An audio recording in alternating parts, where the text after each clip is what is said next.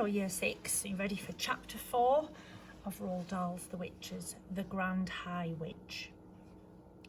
The next day, a man in a black suit arrived at the house carrying a briefcase, and he held a long conversation with my grandmother in the living room. I was not allowed in while he was there, but when at last he went away, my grandmother came in to me, walking very slowly and looking very sad. "That man was reading me your father's will," she said. "What's a will?" I asked her. "It is something you write before you die," she said, "and in it you say who is going to have your money and your property. But most important of all, it says who is going to look after your child if both the mother and father are dead." A fearful panic took hold of me. "It did say you, Grandmama," I cried. "I don't have to go and live with anybody else, do I?" "No," she said. "Your father would never have done that. He's asked me to take care of you for as long as I live, but he has also asked that I take you back to your own house in England. He wants us to stay there." "But why?" I said. "Why can't we live here in Norway?" "You would hate to live anywhere else. You told me you would." "I know," she said, "but there are a lot of complications with money and with the house that you wouldn't understand. Also, it said in the will that although your family is Norwegian, you were born in England and you have started your education there, and he wants you to continue going to English schools." "Oh, Grandmama," I cried, "you don't want to go and live in our English house. I know you don't." "Of course I don't," she said, "but I am afraid I must. The will said that your mother felt the same way about it, and it is important to respect the wishes of the parents." There was no way out of it. We had to go to England, and my grandmother started making arrangements at once. "Your next school term begins in a few days," she said, "so we don't have any time to waste." On the evening before we left for England, my grandmother got on to her favourite subject once again. "There are not as many witches in England as there are in Norway," she said. "I'm sure I won't meet one," I said. "I sincerely hope you won't," she said, "because those English witches are probably the most vicious in the whole world." As she sat there smoking her foul cigar and talking away, I kept looking at the hand with the missing thumb. I couldn't help it. I was fascinated by it, and I kept wondering what awful thing had happened that time when she had met a witch. It must have been something absolutely appalling and gruesome. Otherwise, she would have told me about it. Maybe the thumb had been twisted off, or perhaps she had been forced to jam her thumb down the spout of a boiling kettle until it was steamed away. Or did somebody pull it out of her hand like a tooth? I couldn't help trying to guess. "Tell me what those English witches do, Grandmama," I said. "Well," she said, sucking away at her stinking cigar, "their favourite ruse is to mix up a powder that will turn a child into some creature or other that all grown-ups hate." "What sort of creature, Grandmama?" "Often it's a slug," she said. "A slug is one of their favourites. Then the grown-ups step on the slug and squish it without knowing it's a child." "Oh, that's perfectly beastly," I cried. "Oh, it might be a flea," my grandmother said. "They might turn you into a flea, and without realising what she was doing, your own mother would get out the flea powder, and then it's goodbye you." "You're making me nervous, Grandmama. I don't think I want to go back to England." "I've known English witches," she went on, "who have turned children into pheasants and then sneaked the pheasants up into the woods the very day before the pheasant shooting season opened." "Ouch," I said. "So they got shot?" "Of course they get shot," she said, "and then they get plucked and roasted and eaten for supper." I pictured myself as a pheasant flying frantically over the men with the guns, swerving and dipping as the guns exploded below me. "Yes," my grandmother said, "it gives the English witches great pleasure to stand back and watch the grown-ups doing away with their own children." "I really don't want to go to England, Grandmama." "Of course you don't," she said. "Nor do I, but I'm afraid we've got to." "Are witches different in every country?" I asked. "Completely different," my grandmother said, "but I don't know much about the other countries." Don't you even know about America? I asked. Not really, she answered, although I have heard it said that over there the witches are able to make the grown-ups eat their own children. Never, I cried. Oh no, Grandmama, that couldn't be true. I don't know whether it's true or not, she said. It's only a rumour I've heard. But how could they possibly make them eat their own children? I asked. By turning them into hot dogs, she said. That wouldn't be too difficult for a clever witch. Does every single country in the world have its witches? I asked. Wherever you find people, you find witches, my grandmother said. There is a secret society of witches in every country. And do they all know one another, Grandmama? They do not, she said. A witch only knows the witches in her own country. She's strictly forbidden to communicate with any foreign witches. But an English witch, for example, will know all the other witches in England. They are all friends. They ring each other up, they swap deadly recipes. Goodness knows what else they talk about. I hate to think. I sat on the floor watching my grandmother. She put her cigar stub in the ashtray and folded her hands across her stomach. Once a year, she went on, the witches of each separate country hold their own secret meeting. They all get together in one place to receive a lecture from the Grand High Witch of all the world. From who? I cried. She is the ruler of them all, my grandmother said. She is all-powerful. She is without mercy. All other witches are petrified of her. They see her only once a year at their annual meeting. She goes there to whip up excitement and enthusiasm and to give orders. The Grand High Witch travels from country to country attending these annual meetings.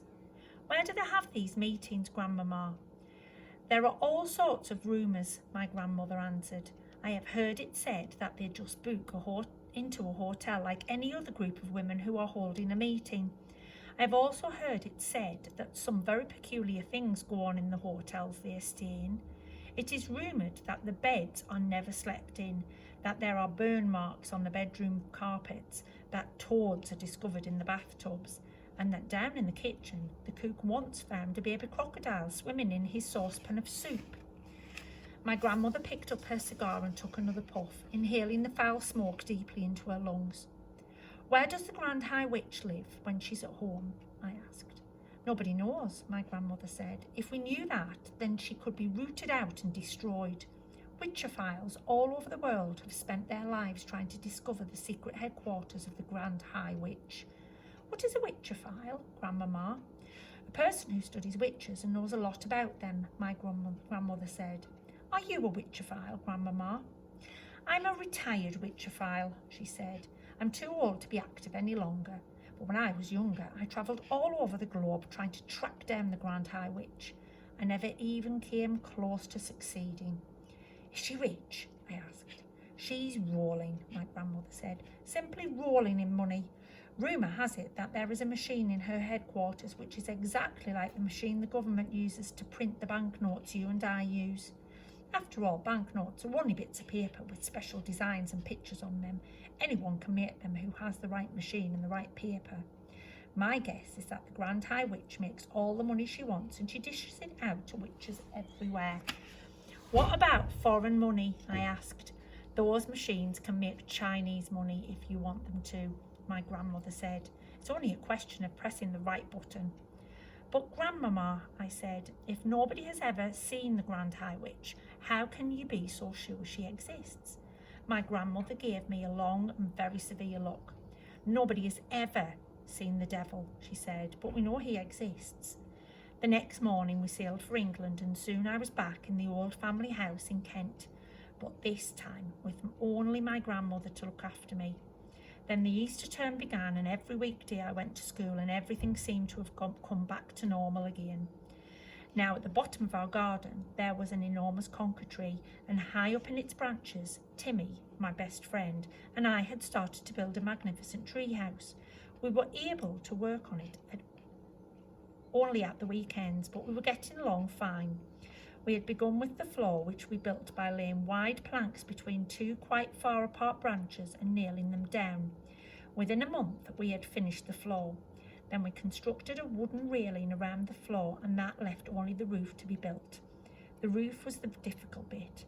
One Saturday afternoon, when Timmy was in bed with flu, I decided to make a start on the roof all by myself. It was lovely being high up there in that conker tree, all alone with the pale young leaves coming out everywhere around me. It was like being in a big green cave, and the height made it extra exciting. My grandmother had told me that if I fell, I would break a leg, and every time I looked down, I got a tingle along my spine. I worked away, nailing the first plank on the roof. Then suddenly, out of the corner of my eye, I caught sight of a woman standing immediately below me. She was looking up at me and smiling in the most peculiar way. When most people smile, their lips go out sideways. This woman's lips went upwards and downwards, showing all her front teeth and gums. The gums were like raw meat. It is always a shock to discover that you are being watched when you think you are alone.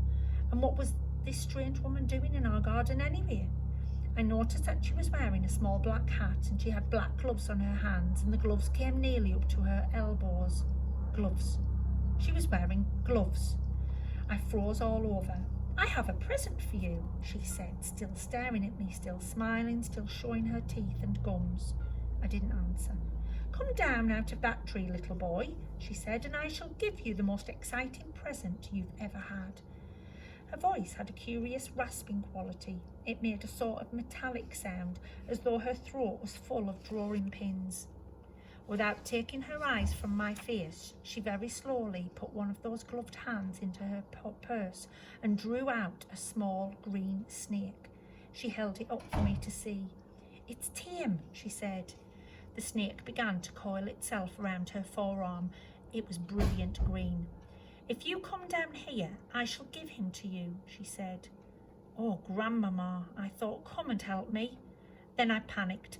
I dropped the hammer and shot up that enormous tree like a monkey. I didn't stop until I was as high as I possibly could go, and there I stayed, quivering with fear. I couldn't see the woman now. There were layers and layers of leaves between her and me. I stayed up there for hours, and I kept very still. It began to grow dark. At last I heard my grandmother calling my name. "I'm up here," I shouted back. "Come down at once," she called out. "It's past your supper time." "Grandmama," I shouted, "has that woman gone?" "What woman?" my grandmother called back. "The woman in the black gloves." There was a silence from below.